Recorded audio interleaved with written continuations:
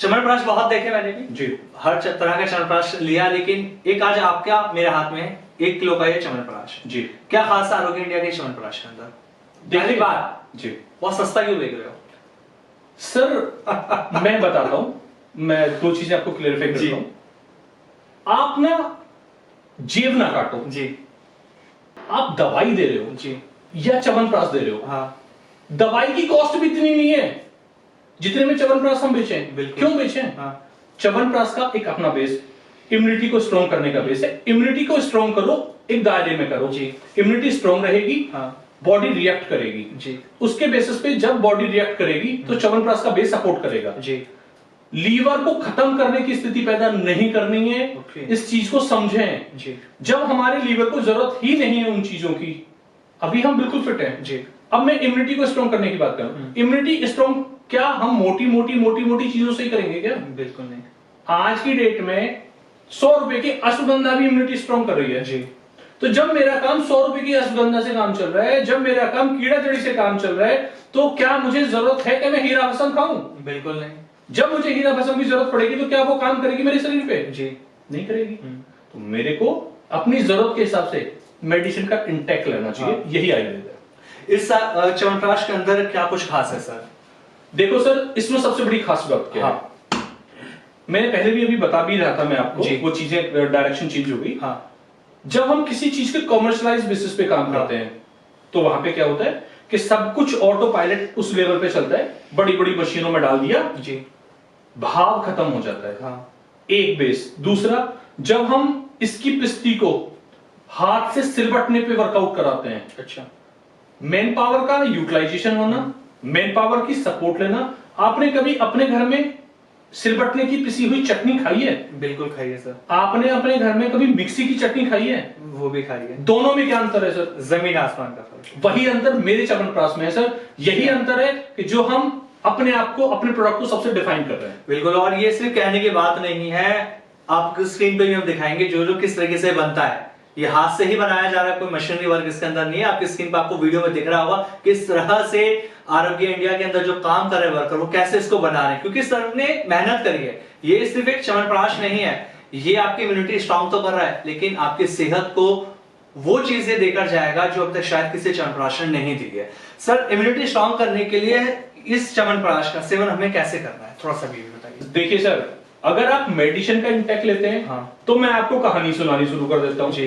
पहले तो बात तो ये च्यवनप्राश है। हाँ। एक प्रोडक्ट आता था जिसको सर्दियों में ना चेस्ट पे मल लेते थे, जी। वैसलीन टाइप का, जी, जी, जी। नाक में लगा लेते थे। क्या उसके लिए हम कुछ सोचते थे कि हमें कब लगाना है? बिल्कुल नहीं। वो डेली रूटीन का प्रोडक्ट था। तो ये दवाई नहीं है सर, ये डेली रूटीन का प्रोडक्ट है। जैसे आपके घर में हल्दी है, जैसे आपका दूध है, जैसे आपका अजवाइन है, जैसे मिर्च है, वही आपका च्यवनप्राश है। जी। अगर आप वो फील के साथ इसको यूज करेंगे तो फिर आप इसको दवाई की तरह यूज ना करें। बिल्कुल। इसको मैं अभी आपको खिला के दिखाता हूँ। इसको बस ऐसे ही खाना है। अच्छा जी। ये तो हम भी, हमारे पास च्यवनप्राश भी है और स्पून भी है, तो सर ने लाइव हमें खिलवा ही रहे हैं, तो टेस्ट करके देखते हैं, क्योंकि सर बहुत टाइम हुआ च्यवनप्राश हमने भी नहीं खाया है। प्लीज आज टेस्ट करिए और मुझे बताइए। आरोग्य इंडिया का च्यवनप्राश हम भी खा लेते हैं कि आखिर क्या इसमें खास आपने मिलाया है। जरूर। टेस्ट तो आपका बहुत अच्छा है। बेसिकली सर, जो मैंने अभी आपको एक अंतर बताया ना कि घर में पिसी हुई अपने सिलबटने की चटनी और मिक्सी में पिसी हुई चटनी में जो डिफरेंशिएट होगा, वही डिफरेंशिएट हमारे च्यवनप्राश में होगा। मैं इंग्रेडिएंट की बात नहीं करूंगा।